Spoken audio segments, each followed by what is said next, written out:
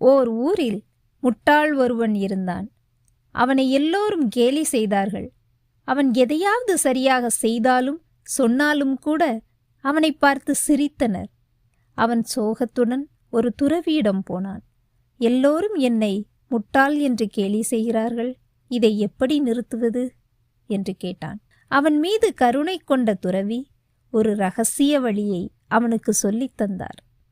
யார் என்ன சொன்னாலும் மறுத்துப் பேசு, விவாதம் செய், அவர்கள் சொல்வதை விமர்சிக்கத் தொடங்கிவிடு.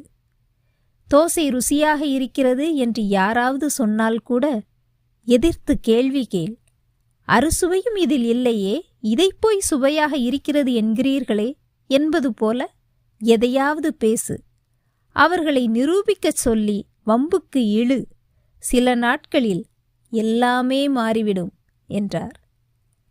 1 மாதம் கழித்து துறவியிடம் அவன் வந்தான். பின்னால் ஊர்க்காரர்கள் நிறைய பேர் வந்தார்கள்.